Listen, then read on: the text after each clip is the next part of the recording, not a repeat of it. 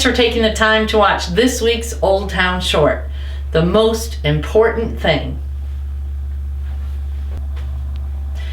Have you noticed how much people complain recently? How their focus seems to be on the problems and the things that aren't going right. The things we don't like, the people we don't see eye to eye with, the people that question our choices. Well, Jesus faced the same thing. People were always complaining to him, commenting on his choices and asking him all kinds of questions. Now, sometimes they asked him questions because they were honestly looking for guidance and for answers. But other times, it was because they were testing him, challenging him, or trying to catch him saying or doing the wrong thing. But no matter what, Jesus always practiced what he preached. He did what he said.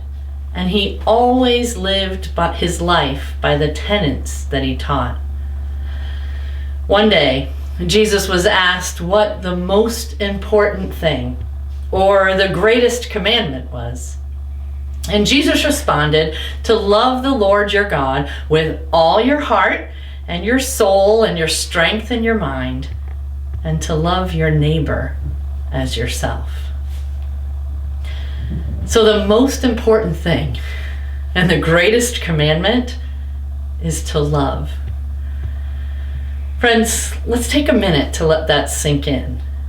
The most important thing and the greatest commandment of all is to love.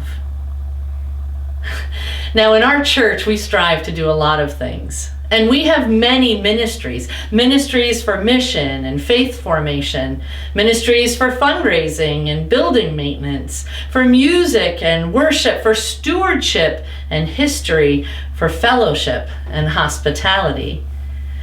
Each ministry has something different to focus on. But if we're going to remember what is most important, and live out the greatest commandment, each one of those ministries that we focus on need to be carried out, taught, and done with love. Not with complaints, not with anger, not with frustration, not with self-centeredness, but with love. But how do we share love in all those situations? And how do we share love with neighbors that we don't know? Well, folks, that's the key to Jesus' ministry. And that's the key to what we're called to do as Christians, and more importantly, as decent human beings. To think of the other person first, listening, even when we know that we have the right answers and the best ideas, and allowing others to do their best, even when we know that we could do it better. Friends, sometimes it takes putting ourselves in another person's shoes to see the world through their eyes before we can ever begin to love them. So often we get busy and we try to get so many things done, and that's well and good, but sometimes in trying to accomplish everything, we end up losing that sense of love. We're so busy, we start complaining and ordering people around and telling people what to think and how to feel and what to do. And is that what Jesus taught us to do? Was that the answer to the question he was asked? What is the most important thing? What is the greatest commandment? Is productivity more important than meeting people where they are? Is the bottom line more important than the way we treat the people around us? Is having things done our way more important than welcoming someone new to help out and give it a try? Is the amount of money that we make or raise more important than the way that we treat one another?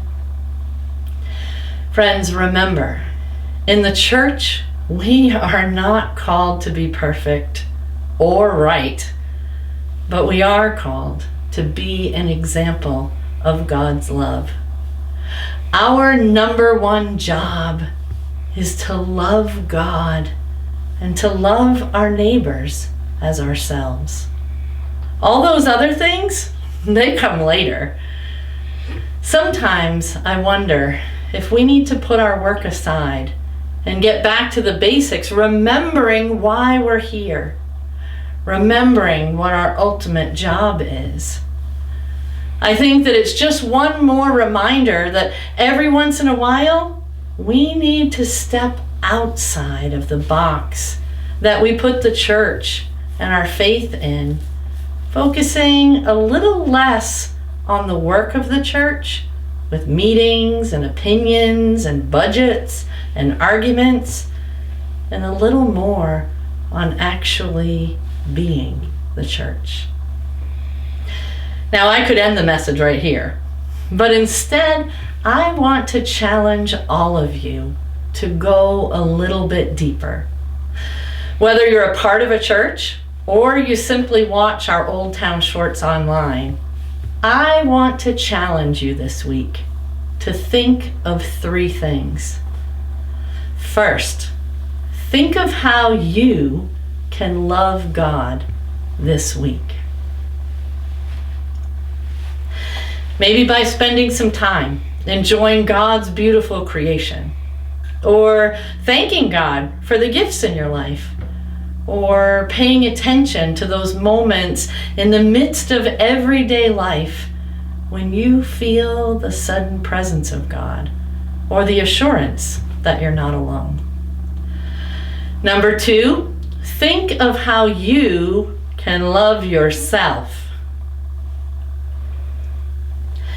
Maybe you can take a few minutes to focus on your own needs, or eat something healthy to take care of your body, or get some extra rest if you're feeling tired.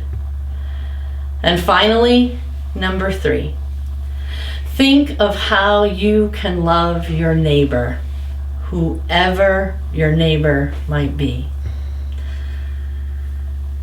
Maybe you can share a random act of kindness, or send a note to someone just to say hi, or volunteer your time, or donate canned goods at a local food pantry.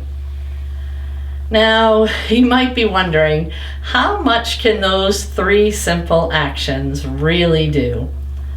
But if each and every one of us did something each week to love God, to love ourselves, and to love our neighbors, the ripple effect of our small actions would reach farther than we could ever imagine. Because friends, when you open yourselves to love and to learn and to listen, and you start to look for glimpses of grace in your life, then your positive actions and your good energy don't only change your life or the life of your neighbor, but they begin to change the world. Because, my friends, love is the most important thing.